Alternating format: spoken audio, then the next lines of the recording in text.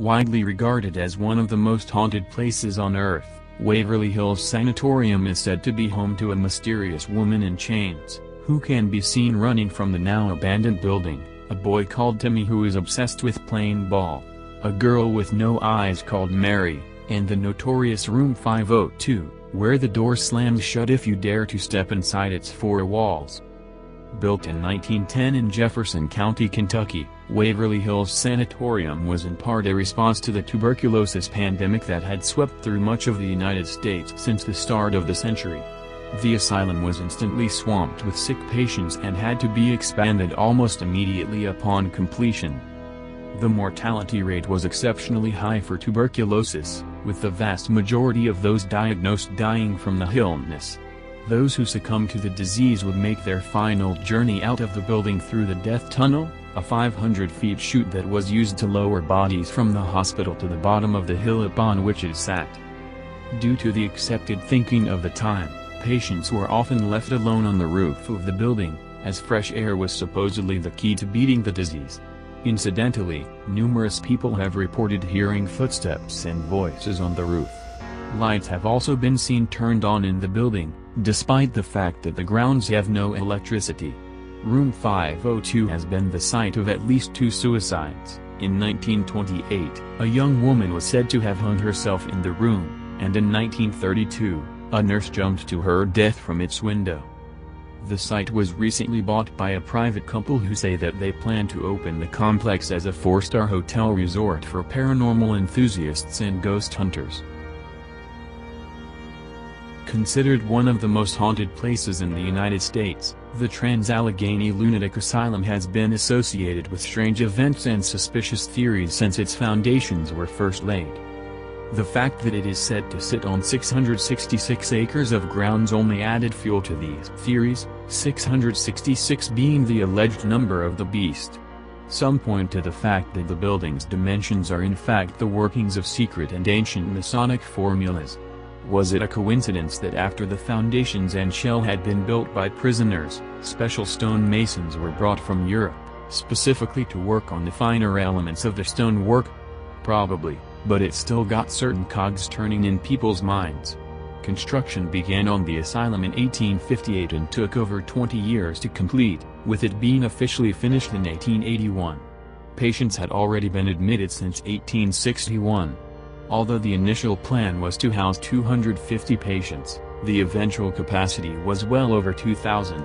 As with many mental institutions and asylums of their time, some of the treatments carried out are now regarded as cruel and primitive, including lobotomies and very basic electroshock and chemical treatments.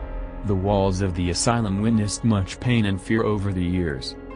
Modern-day hauntings are well documented, with shadowy figures being seen, people being physically pushed against walls, banging heard on pipes in the framework, and the alleged physical apparition of a black demon dog all being experienced by paranormal investigators.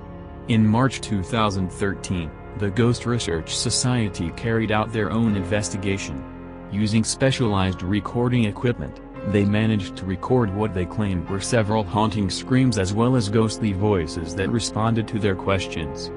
They also captured an image of an alleged shadow person on their video recording equipment.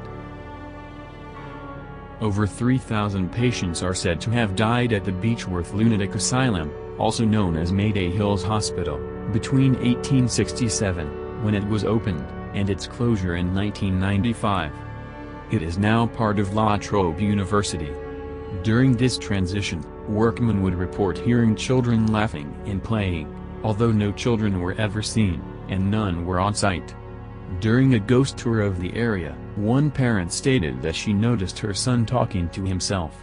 When she questioned him about it, the boy replied that he was speaking to a boy named James, who lived there. Reports of people having their clothing pulled on are regular, as are sightings at the windows and footsteps in the hallways. One of the more well-known sightings is that of a woman who has been seen several times in the hospital grounds, under the window she was thrown out of by a fellow patient. She fell to her death. Other sightings include apparitions of the asylum staff, the most famous being known as Matron Sharp. She was said to be a very good-hearted nurse who apparently sat and tried to comfort patients who were scheduled to undergo electroshock treatment. In March 2015, a photograph appeared online that seemed to show the ghost of a little girl who was kneeling on the floor of the former asylum.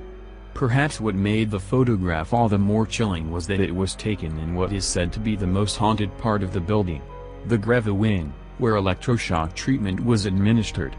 The photo was taken by Alan Tiller, who has experienced lots of paranormal activity while investigating the building, including an alleged recording of a spirit who told him in no uncertain terms to get out. St. John's Asylum has had many names since it was built in 1852, with its final title coming in the early 1960s. Although it was anticipated that the asylum would hold no more than 250 patients, by the early 1900s it had developed into a community in itself.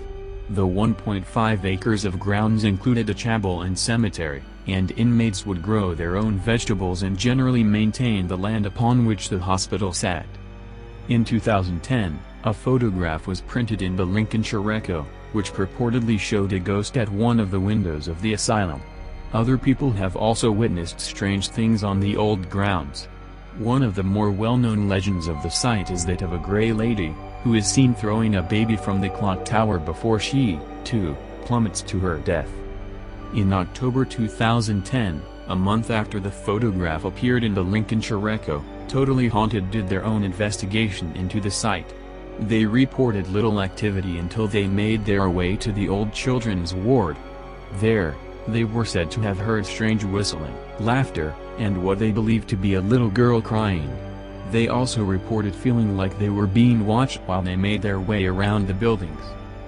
Following its closure in 1989, part of the site was converted into apartments and housing, with only the main asylum buildings still remaining. These buildings themselves can't be demolished, as they are protected Grade 2 buildings. There are currently plans to convert these remaining buildings into flats. In 1922, the buildings on Italy's Giglio Island, near Venice, were renovated and used as an insane asylum. They already had a long, dark past. Legends state that in Roman times, the island was used to contain plague victims, who were essentially left to die there. Many wars have also been fought on the tiny patch of land, and by the late 18th century, it had become once again a quarantine area for the sick. Perhaps the dark history had an effect on the infamous asylum and its patients. Many were said to report seeing strange figures and hearing voices coming from nowhere. One legend in particular stands out. A doctor at the asylum decided to perform lobotomies, as well as other macabre and sinister experiments, on the patients. According to the legend, the doctor began to hear the voices of the ghosts on the island, who, perhaps in retribution for his actions, had turned their attention to him. He eventually fell to his death from the bell tower. Further legends state that his body was bricked up within the walls of the asylum building. The asylum itself was closed in the late 1960s, but the stories of strange happenings continued, particularly for those who attempted to purchase the land. One family wished to build a vacation home on the island. Although they wouldn't go into detail why, they suddenly changed their minds and left the island, never to return. Local rumors state that the daughter of the family had suffered an injury to her face that required stitches to repair. The wound was allegedly caused by a spirit or ghost that violently attacked her.